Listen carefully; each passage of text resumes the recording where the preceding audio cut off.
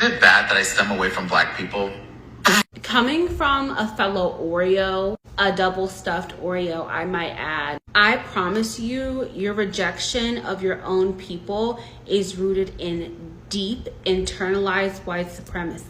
So I was raised in like a suburban rural area with only white people from the age of birth till about 16. Then moved to the city where I went to high school with only black people for 2 years. When you are a black kid that is raised only around white people, the amount of internalized self-hatred that you absorb unknowingly is shocking. And again, I don't know if this person was raised around all white people. I have no idea. And then what happens when you finally go around other black people, all of those things and mannerisms that you've internalized from your environment tends to come out, and you might not realize it. Also, I think what happens when we're whitewashed is our voice, how we style, how we just move around the world can come off as a threat to black people who have only been around other black people. And this is where I tend to lose people, but I'm going to try to explain it anyway. I think that stems from slavery, when some black folk was selling out other black folk. And so I think it creates this fight or flight, this what the fuck is wrong with you, this can I trust you? And I don't blame our people, I blame white supremacy. And trust me, when people think that you're an Oreo,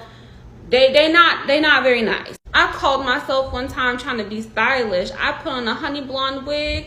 Child, you can't be wearing honey blonde wigs and sound like a white girl. And yes, it's awful feeling ostracized by your own people, but you have to understand where that comes from. And some people just won't like you, but that doesn't mean that you just write off your whole race. There are weird, quirky, nerdy black people who aren't problematic. There are Oreo black people who are not problematic. I just really feel like we don't understand how insidious white supremacy is, and that if you grow up in predominantly white spaces, the amount of work that you need to do to have self-love and to have love for your people. I see a lot of pain in this individual, a lot of pain, and I hope that they find their way out of it and do that internal work, because this not the way, honey. I wanted to find a good stitch, because obviously he got rid of the video, as he should have. Very bad, because why would you say that?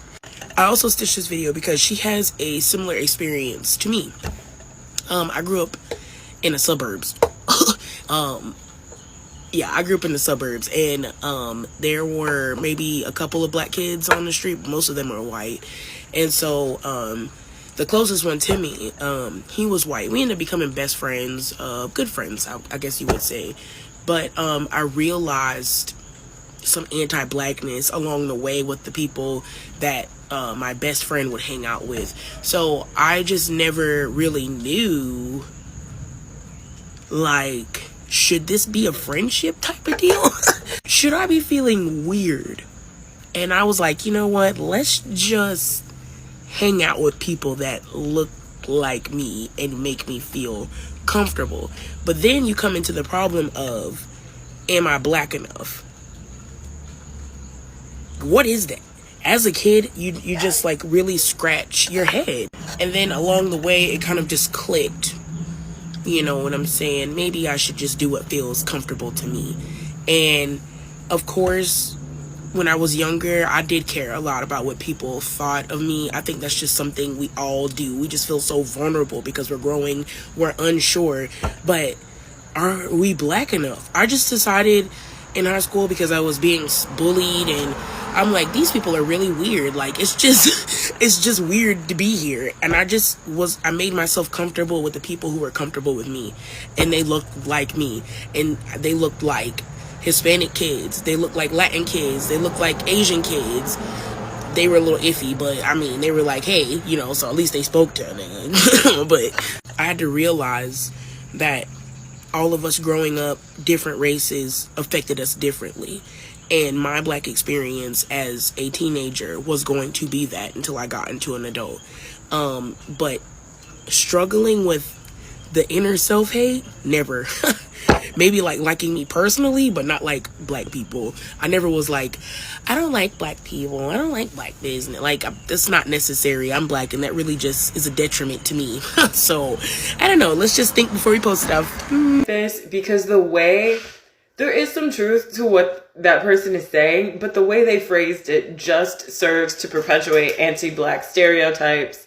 And I just want people to be able to speak in a more nuanced way, right? Because literally that video can be boiled down to, I step away from Black people because Black people steal things and Black people make fun of me because I don't speak in slang, and Black people like only want to cheat and like steal stuff and whatever. Like, and as someone who also got made fun of for the way they talk from other Black people and like got cheated on by other Black people in terms of homework, I'm talking about homework. Like, I also had friends who were also Black who got made fun of for the same things, and we were friends. Because at that point I was in a predominantly Black school, so I had Black friends and Black people that I also didn't like, but never did I take those experiences I had with the Black people that I didn't like and go, oh, we must all be like this, and this is why I can't hang out with, like, literally people suck. But like, everybody cheats, like, on homework and stuff like that. That's not a race-based thing. Everybody steals. That's also not a race-based behavior. In fact, I feel like you could even argue that stealing is a very white thing because they perfected the art of stealing everybody's fucking culture and materials and fucking putting it in a museum and go, look, and now they make money off of it. But that's a whole nother thing. I just really wish that this creator took the time to think about the harm that they could potentially be doing to their own community with the way they phrased those words. I'm not saying nobody ever got made fun of. I'm not saying that nobody ever like got their homework cheated on or whatever. But like, can we please be a little more careful with the way we're saying things so we're not just perpetuating anti-Blackness? Like, come on. This is so tired. It's so tired, and it frustrates me because I went through similar things and never was I like, I just hate Black people now. Because a couple of them, like, weren't nice to me. There's been people of all kind of races that haven't been nice to me. Like, what? I just wouldn't have any friends if I was like, oh, this person of this race isn't nice to me, now I can't hang around with, you know what I mean? There is something to be said for repeated experiences, but I think we need to be more careful, honestly, because I feel like this video was just like very careless. That's all. So mad, you don't even know. I have always stemmed away from wearing colored contact lenses because of people like that. And it took me 3 decades to be like, it's fine. I know I'm not like that. I just want to look like an alien, okay? I want to look unnatural. Like, I want to look ethereally beautiful. So if I want to wear some color contacts, I'm going to wear them. I'm wearing them, right? But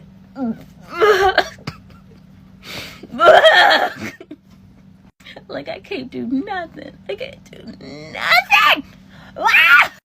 But to be serious, I try to save space for Black people who maybe don't grow up where there's a lot of different kinds of Black people around them. So when they're bullied by certain Black people, they just kind of, the only other option they have is white people, and that probably reinforces all of those anti-Black sentiments. I try to hold space for that. But after adulthood, the sympathy is gone. The sympathy is gone. I was called an Oreo. All the things. They did it to me. Why do you talk white? Oh, you listen to white music. Blah, blah, blah, blah, blah, blah, blah. It's fine. Like, I mean, it's not fine, but it's just like, I understood they were used to the Black people around them doing these things. That's just what it was. And so, you know what I did? I found other Black friends who liked the things I liked, because all Black people aren't the same.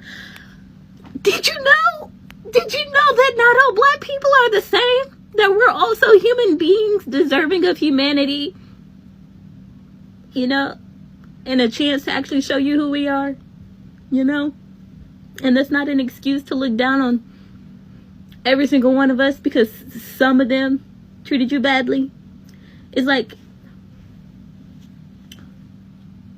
okay, look, this is one of my best friends is white. This is not an anti-white statement I'm about to make, but y'all will let white people say horrendous things to you over and over and over again.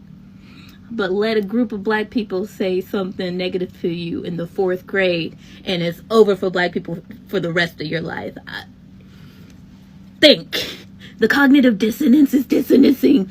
This poster blew me away. His take was so refreshing to hear. I felt for a very long time that being black and having to learn how to code switch and having to learn how to mask and all of these things to make sure, work twice as hard to get half as much is sort of a version of victim blaming.